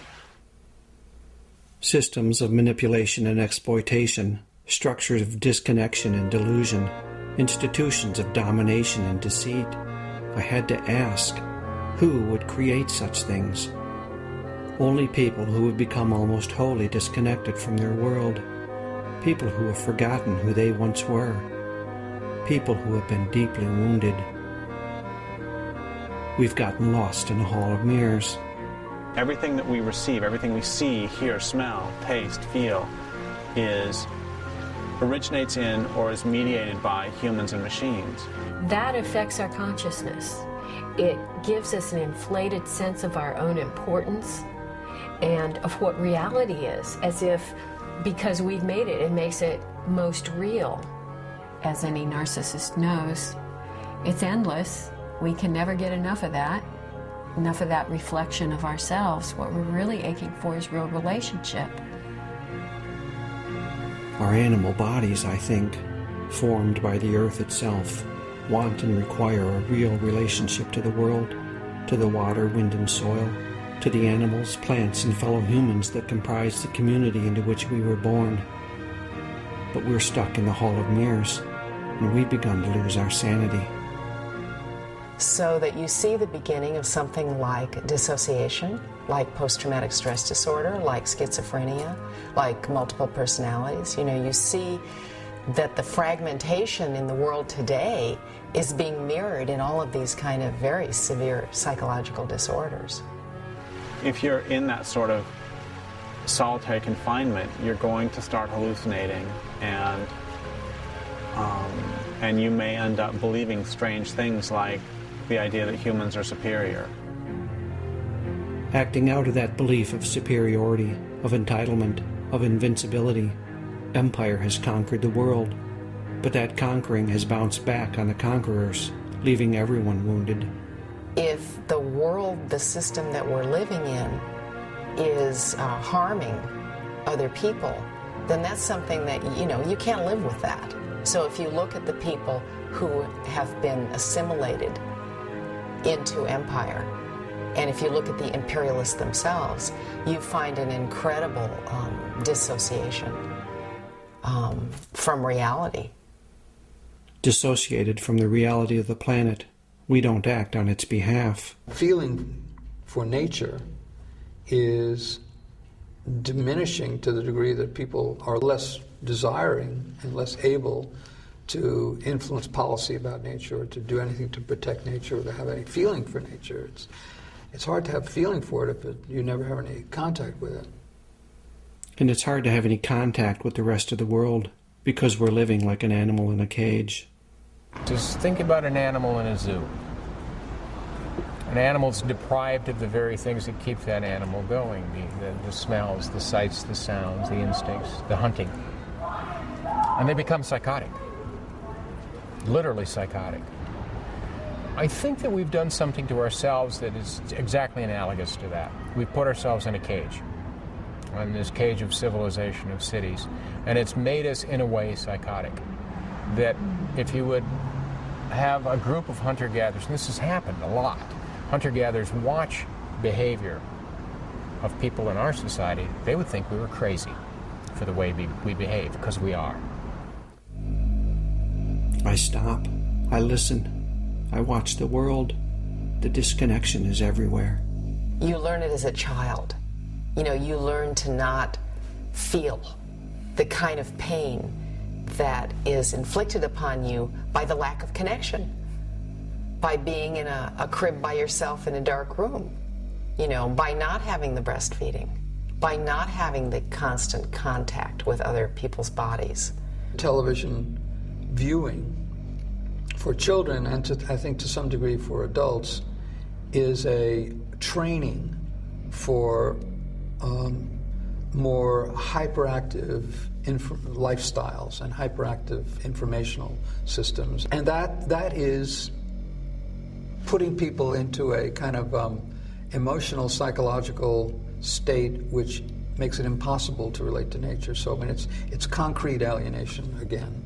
Most of us don't have a human community where we can rest and feel safe and feel like I'm going to be taken care of. In our culture, there's so many things that are set up to stop us from connecting directly with each other. Like if you go to a bar, we take this for granted. If you go to a bar, it's dark, there's really loud music playing, because if it were quiet and there were good light, people would get freaked out to have to deal with each other so directly.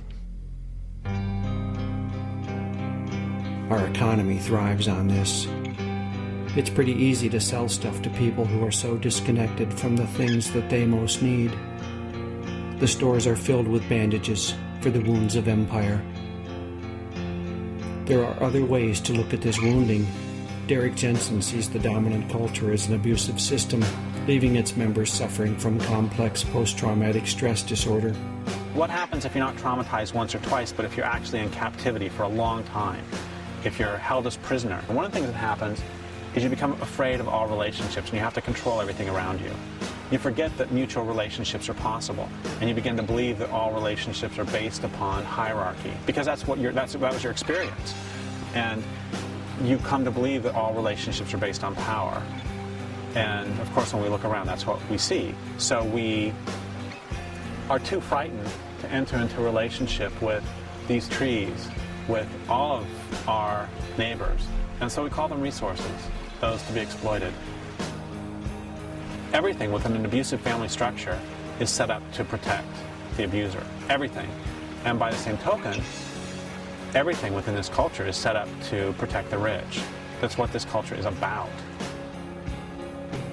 Why do so many victims of abuse stay with their abusers? Because they're identified with the system, and they've been taught since early on that everything is about protecting that system. With civilization, we've been taught to identify with this larger whole that isn't us. We identify more strongly as civilized than we do as living beings. Over the years, I've begun to break my own identification with the dominant culture, to reconnect with myself as a living creature walking the earth.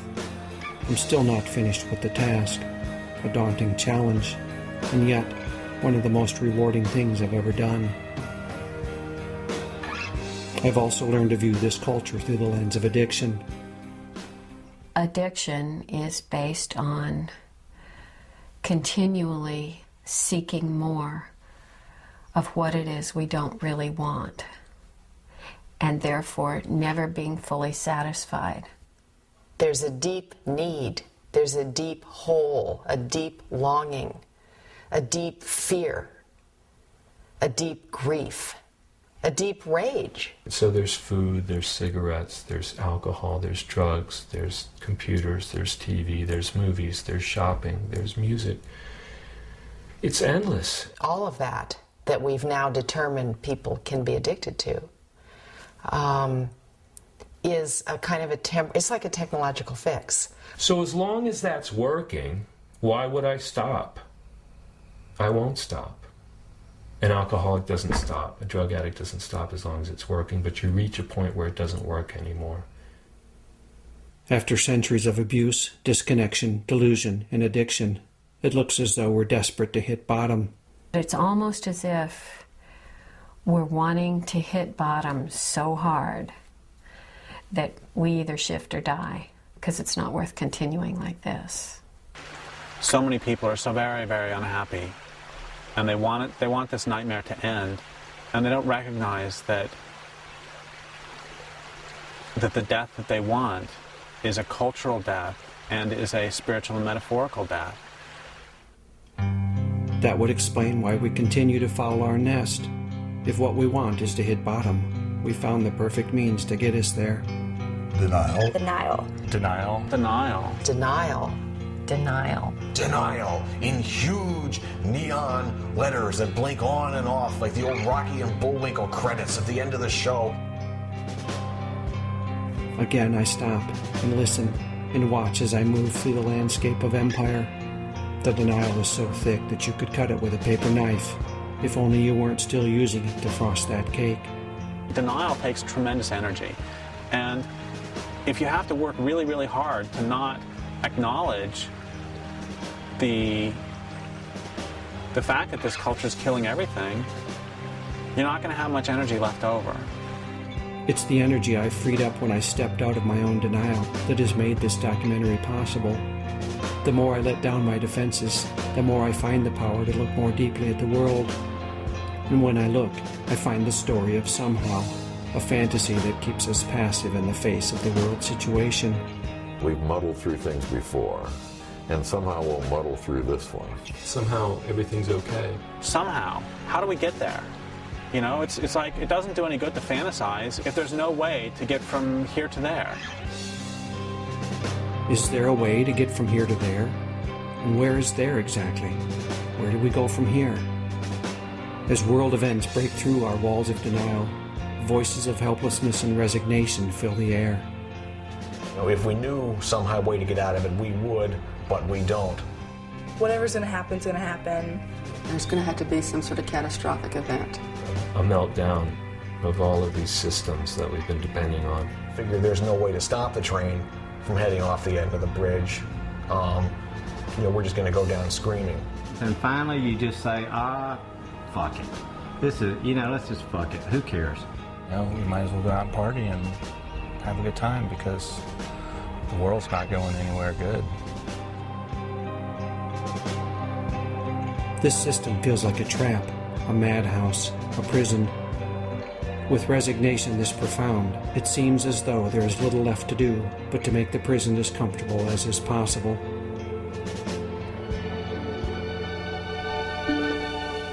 Personalized, and with accessories engineered to our personalized taste, for convenience, for comfort, for convenience and safety, with protection from rain, blocking out the wintry gale, with comforting warmth, to hold out the searing heat with cooling comfort. Capitalist culture is telling us to buy, and we will feel better if we buy more. That we are incomplete, and that we need to fill this emptiness within us by consuming. Consume, consume, consume. We've looked now at the train that is hurtling us to destruction, at the tracks that constrain us, at the locomotive power that drives us to oblivion. And we see more clearly now exactly where we are headed. It all adds up to this. This culture is not only killing the planet, it is destroying us as human beings. The train plunges forward at blinding speed. Charlie stole the handle. So who are we going to be?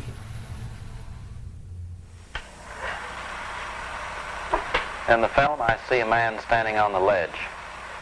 Do you think he really wants to live? The answer, of course, is yes. I don't think humans are going to go extinct. We can't kill ourselves off. I just don't see any plausible way it could happen. Well, I guess, yeah. What might happen is the Earth could get into a serious runaway greenhouse effect that could turn the whole planet like the planet Venus, where it's like 1,000 degrees and full of methane.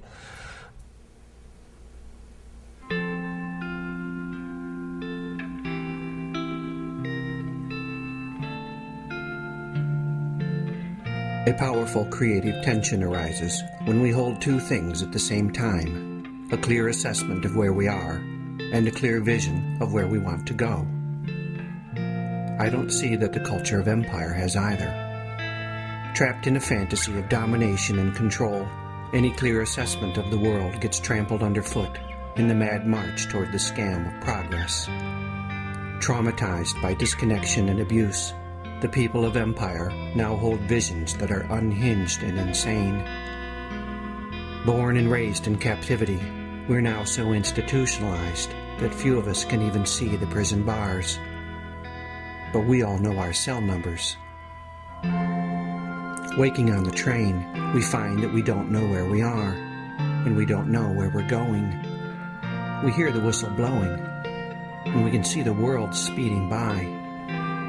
Some of us want to stop the train. We want to get off before it reaches the end of the line. But we have no clear idea how to get from here to there.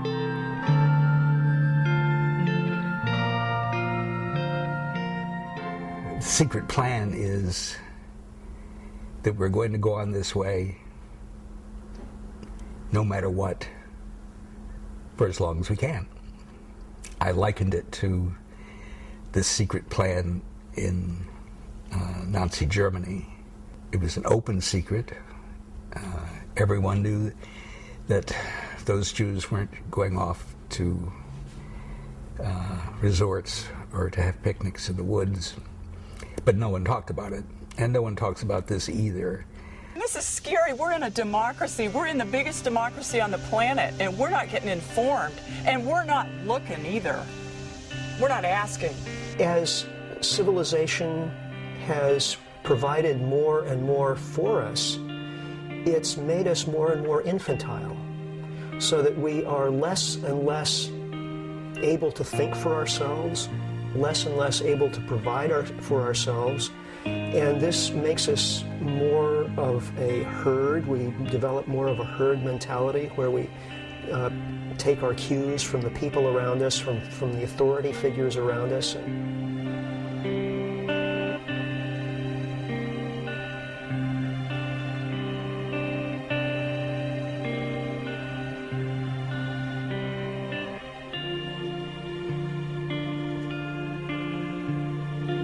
The situation is desperate. It's the worldwide eco-slam, where climate crash goes head-to-head with the peak oil kid, and overshoot tears into mass extinction. It's the smackdown at the end of the universe, and tickets go on sale this Friday. The American lifestyle is unsustainable. That means that it can't be sustained. It's coming to an end. Remember how 30 years ago we looked to the future and said, 30 years from now, if we don't act, we're going to be in trouble? Well, it's now, and we are, because we didn't. The fundamental laws of life have been broken. The consequences of that are now apparent. Remember the secret plan. The dominant culture is not going to stop until it destroys everything. It can't. It's built on a foundation of faulty assumptions. I see no way that it can be reformed. It can only be discarded so that something new can grow in its place. We have to look at this. We have lost a whole range of human understanding. Before there ever was science, humans understood the universe, how to relate to the universe. And then they had this idea of how to relate to the universe, something which is thrown off base when science comes in and I'll tell you how to run the universe. We've got to understand that we are part of the living community. We're not the masters of the living community. We're not the guardians of the living community. We are just another species. And we have the power to destroy that community, and when we do that, we destroy ourselves. If we don't figure out what our place in the universe is, we're not going to have a place in the universe.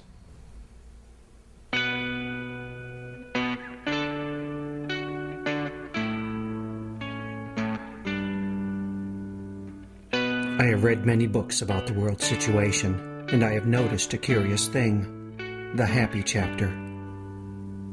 After an entire book of dire prognostications and appalling facts, comes the chapter at the end that says that if only we do this and this and that, we'll find the solution.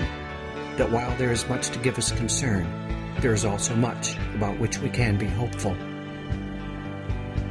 I don't like happy chapters. They've lulled me back to sleep.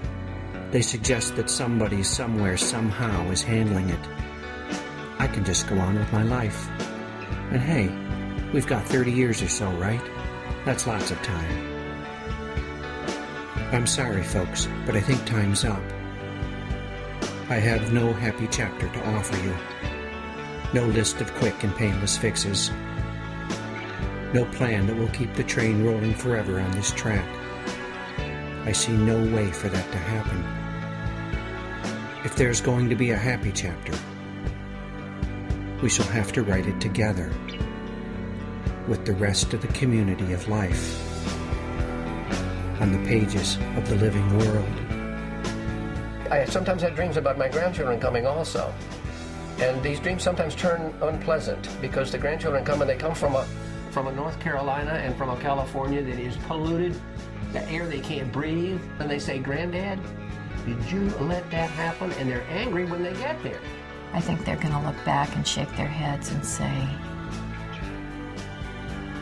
what happened to those people? How did they lose sight of such basic things?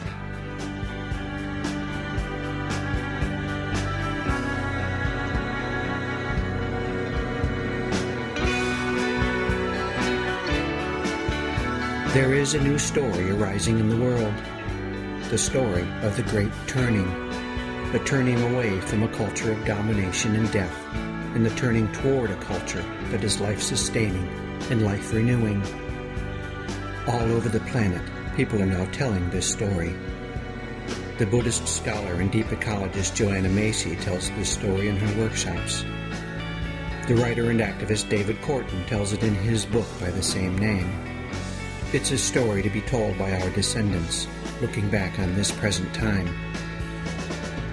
Will we be the monsters of our great-grandchildren's nightmares? Or will we walk, as the story of the Great Turning says, as heroes and healers in the epic poetry of those still unborn voices? Will we be reviled for our entitled destructive ways? Or will we be lovingly remembered in the songs of our descendants, as they recount the story of this lost and very wounded tribe that stepped back from the abyss and found its way home to the community of living souls? We get to choose. Who are we going to be?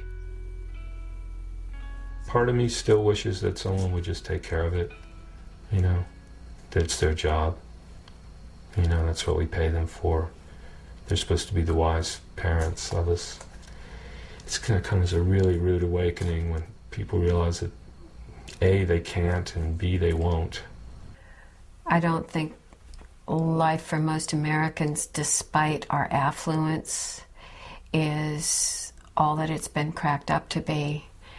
And people are afraid to talk about that. They're afraid they're the only ones that are experiencing deep dissatisfaction. It's really so sad. You know, you look at, and particularly American culture is emblematic of this. You go to a typical shopping mall and look at the people around you and the environment around you. And the utter shallowness and hopelessness of it all is profoundly depressing.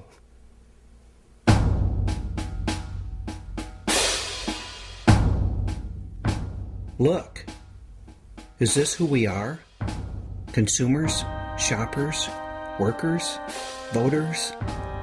Does our identity lie in Nielsen numbers and box office receipts and the gross domestic product? Are we on this earth to sell cheeseburgers to each other and yell at our children and drive around in clown cars and fall asleep in front of the tube? Are we destroying the planet, as Dmitry Orlov asks, just to be somewhat more comfortable for a little while? I keep having to remind myself, this culture is not humanity. It is only one culture out of the tens of thousands that used to exist on this planet. Only one culture out of the many that are still hanging on. That it has overrun the world means nothing about its rightness, its greatness, or its destiny. It means only that we live in a system of social evolution that selects for short-term power, rather than for compassion, or for sanity, or for long-term survival. I think we are much more than we've ever been allowed to believe. Denied the connection and meaning that nourishes us, we've grown small and stunted in the shallow soil of this culture. It's time to revitalize that ground of our being. What really is important and what adds value and what adds, what does a life well lived look like? Humans have a history of living much more in touch with the natural world, with the planet, much more sustainable, much more spiritual, much more communal. That's who we are. As all of this starts to shift and change and disintegrate and collapse, there's the opportunity, in fact, to come back to ourselves, to grow up fundamentally as people and as a culture. We're in a time of initiation, folks. A mass initiation at the level of culture itself. A vision quest for the collective mind. This culture's arrogance, its adolescent sense of invincibility and entitlement, must be sloughed off to make room for a more mature sense of interdependence with, and responsibility to, the community of life. This is the work of initiation. Stepping into this cultural maturity, we will take our rightful place in the community of life, and we will fall back in love with the world. We can do this, but only if we choose to. Only if we lay down our weapons in this insane war against the world. Only if we surrender control and move back into relationship. The grandeur of the human is not in controlling the planet Earth, but it is in being integral with the planet Earth. You want unlimited growth? You can have it. All you've ever wished for and more. Growth in relationship and experience, in self-awareness and spirit and love and community and connection. Growth in purpose and meaning. Growth in vision. When we step back into the community of life, we will find out immediately what has always been true. All of life is on our side. We'll have polar bears on our team, and elm trees, and condors and salmon and dragonflies and plankton. We'll walk with the wind and the water, with mountains underfoot and stars overhead. The tiger's blood will course through our veins. The horse's breath will fill our lungs. We'll be more connected to real power than we've ever dreamt possible in our sick fantasy of domination. Power with, not power over. The power of a species that has passed through initiation and into maturity. I think we need to look at what is it we want and see if civilization as we've created it is giving us that. And if it's not, what might give us that? What does it mean to dismantle civilization? What it means is depriving the rich of the ability to steal from the poor and to destroy the world. I can't give a better definition than that. There's no real reason why the entire country of the United States couldn't face reality. Because you have to drop the idea of capitalism. You have to drop the idea of corporations running things. You have to drop the idea of economic growth. It could be done. It could be done.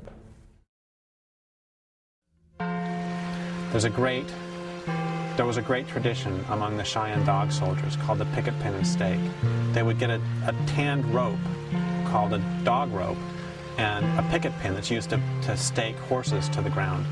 And they would attach the picket pin to the sash, the dog rope that was attached to them.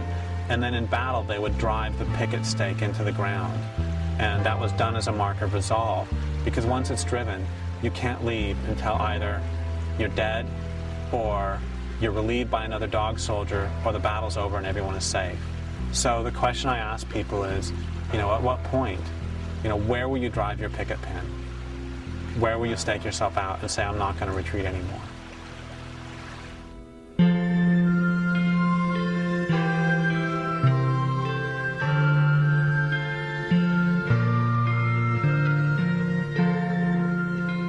Our descendants are watching us. How will we be? It's time to be thoughtful, coming together to learn about the world as it really is, reading between the lies, doing the math, studying the world situation. There will be a quiz. A paradigm shift will require that we question our deepest and most fundamental assumptions. And that will require that we take our current worldview gently in our arms and hold it while it breathes its last. Step into a new story. Walk away from the pyramids. Get out of the crumbling building. Break out of prison. Choose your favorite metaphor. Choose your own adventure. But choose. It's time to be truthful. Millions of sensual, pulsing animal bodies are now living trapped and used and starved in cities and cubicles and sweatshops and food courts and traffic jams and suburbs and public school classrooms. People who are not rich and white already know this. What would happen if we let ourselves feel our feelings about all of this? The entire community of life on this planet is now being threatened. Where do we stick our picket pins? Where do we take a stand? When do we find the courage to let ourselves feel what is going on? Our feelings are the swiftest path back to our forgotten selves. It's time to be open and humble. There are huge forces at work in the world, both seen and unseen. It's time to ask for help. Ask the ancestors. Ask the gods. Ask your God. Go outside and lie down on the earth and ask the land and the sky and the life of this place. And then listen for a response. Listen to the voices of soil and stone, wind and water, the voices of cirrus clouds and chickadees, of red squirrels and wood beetles and Russian olives and hickories. The world will tell us what it knows, if only we will be still and listen, and then speak. It's time to show up in our own lives and tell the truth. It's time to talk about the world situation with everyone we see. We're all in this together. What a relief it'll be to discover that we are not alone. It's time to act with great intention. There is work aplenty to do in this weary world, and people engaged in that work. Find those people. Join in. Save rivers and stop bulldozers and stand up at city council meetings to tell your truth. Share skills, evolve local communities, move from agriculture to permaculture and grow your own food. Learn about medicinal herbs. As Derek Jensen says, we need it all. Find your work and do it. It's time. But what about that speeding train? How will the great turning turn? We can wait for the train to crash on its own and hope that it doesn't kill us and everything else. But with the children grown, perhaps we can come together and decide to dismantle, joyfully and with conscious intent, the rusty and dangerous old swing set of a culture that no longer serves us. This may seem an impossible task, but if the alternative is extinction, then we have nothing to lose. We humans once knew how to live on this planet. A few still do, and that's the good news. It can be done. We can do way, way better than empire.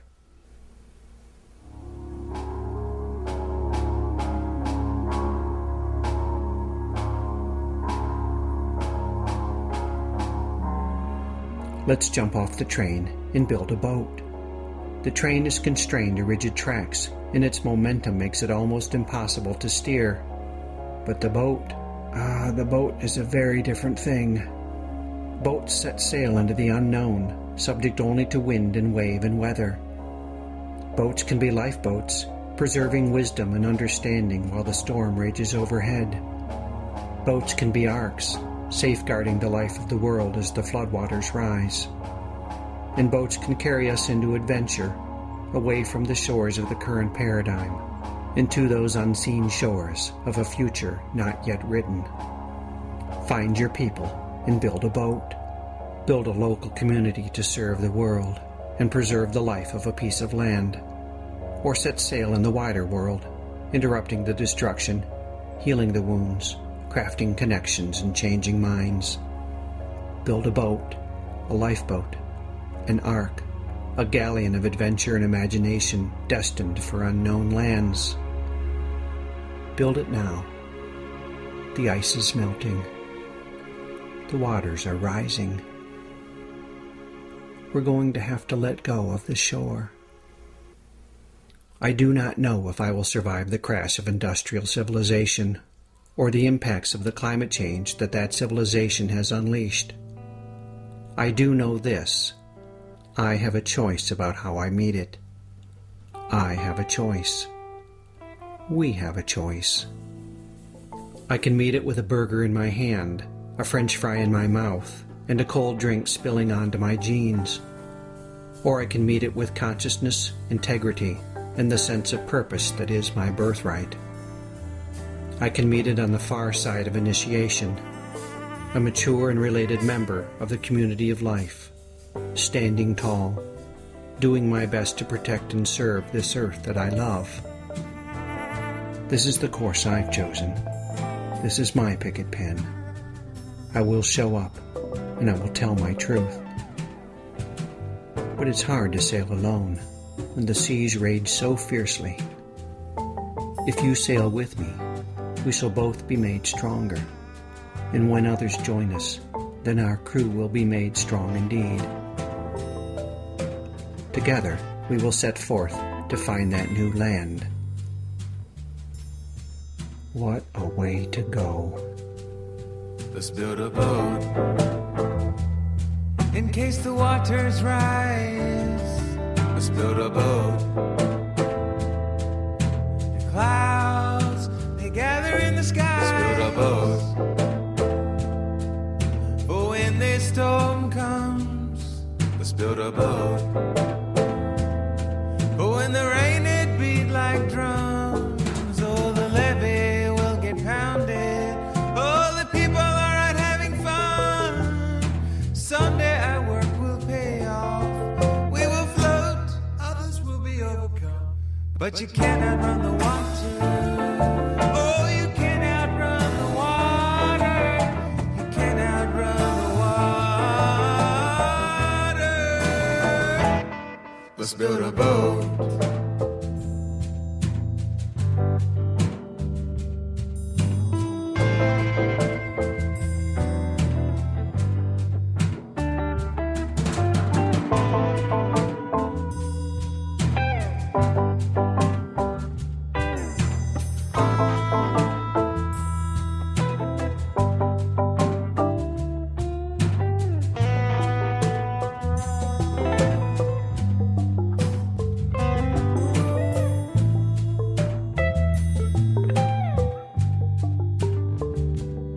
Let's build a boat. Take me to the other side. Let's build a boat. Be forewarned, this is no easy ride. Let's build a boat. Big enough for all of us. Let's build a boat. One that's good enough, one that we can trust. Oh, the levee will get pounded. Oh, the people are out having fun. Someday our work will pay off. We will float, others will be overcome. But you can't outrun the water. Oh,